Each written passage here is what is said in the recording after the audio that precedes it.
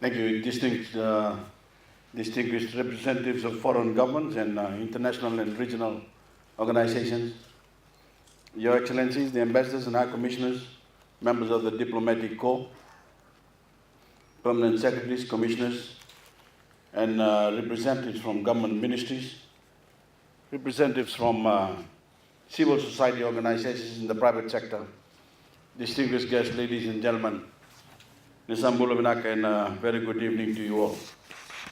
It's a pleasure to be here to launch Fiji's 2020 agriculture policy, the first of its kind in our nation's history. This policy lays out my government's 21st century vision for Fiji's agriculture sector, a 5-year development plan to modernize the industry and make our farmers the most competitive and successful in the region. Farming today is a highly specialized skill, and farmers need the proper training and assistance in order to do the job they're expected to do and to achieve the results they're hoping to achieve. Whether it's a big export-driven operation, employing dozens of workers, or a small rural farm supporting a single family. Put another way, farming is a competitive modern industry, and running a farm is a business. So it's essential for farmers to be commercially savvy and in tune with the latest techniques and technology. These days, for most, it takes more than just planting a few seeds or cutting or getting a few cattle or goats to have a successful career as a farmer. The good news is that my government is fully invested in helping big commercial farmers and small rural farmers alike achieve this success and earn more income for themselves and their families. The 2020 policy agenda is one of the ways we are doing this. It was developed with substantial input from farmers, from exporters, regulators, government officials, and policy experts, including a team from the Food and Agriculture Organization at the United Nations. It incorporates hard-learned lessons from other developing countries around the world, focuses on new technology, and offers creative incentives to our local farmers as well as larger agro-processors that will launch the industry to the new generation. Naturally, one of its key focuses on ways Fiji can attract more local and international investment in agriculture, which is essential for growth and development in the industry. Related to this, of course, is an emphasis on encouraging younger Fijians to take up farming as a profession by showing them that it can offer solid career prospects. But perhaps most important is that the policy agenda establishes a long-term plan for the industry moving forward. Indeed, long-term policies are something I've insisted on across a broad front. I believe that responsible government means thinking ahead, 5 years, 15 years. Short-term thinking can only achieve short-term results. True progress and development comes from careful planning and an understanding of the bigger picture of national development. We want a Fiji that continues to grow and prosper for generations to come. Take agriculture as an example. Not only does equipping farmers with the necessary tools, education and support set them up for sustained livelihoods. It also boosts our nation's food security in the long term. The term food security is a technical way to say having enough crops and livestock to feed our population without relying on imports.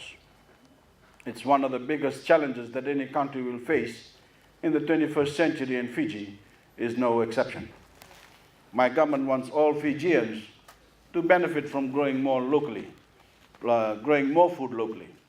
In a country blessed with so much fertile land, there's no reason why we can't produce the food we need as a country here at home. And there's no reason that on top of that we can't grow food for our tourism industry and food for export as well. With imported food, we are subject to price fluctuations in the international market. If the price of wheat goes up in Australia, we can only control it after it comes to Fiji. If the price of milk goes up in New Zealand, we can only control it when it comes to Fiji. If the international price for rice goes up, we can only control it after it gets to Fiji. So whilst we have very effective price control mechanisms to ensure that ordinary Fijians don't pay more than they have to, we still need to produce more food and milk in Fiji. In this way, food security is not just about having control over the food we need to survive, it's also about getting more control over the prices we pay for it. Locally grown food is less expensive. Buying it supports local families and improves our balance of payment position. When we look at what's happening on the ground in Fiji, I'm proud to say that we have made a great deal of progress, thanks to a number of innovative initiatives and projects underway around the country. For example, for the first time this year, we've introduced a fertilizer subsidy for non-sugar farmers. We have reduced the duty on agricultural implements, machinery, as well as most other agricultural items.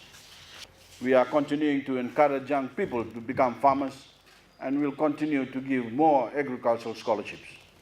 We have also seen some very positive results coming out of the Tutu Training Center in Tavioni, and of course the Navuso Agriculture Training School in Osori. And we are fully committed to continuing our support for these programs. And of course we are continuing to invest in food security programs across the country, including those in the coconut, ginger, vanilla rice, and cottage industries. The bottom line is that together we need to modernize the industry and make it more productive so that it can support our farmers, feed our nation, and lower the cost of living. In simple terms, this is our vision for Fiji's agriculture industry. Now, with the 2020 Agriculture Policy Agenda, we have a clear framework to make this vision a reality. Ladies and gentlemen, Your Excellencies, I will keep my remarks brief this evening. On a final note, I would like to thank all those who had a hand in this policy. It is a product of our collaboration and is better for it. I hope you'll enjoy your evening tonight. It is well deserved. With those words, it is now my pleasure to officially launch the Fiji 2020 Agriculture Development Sector Policy Agenda. Thank you.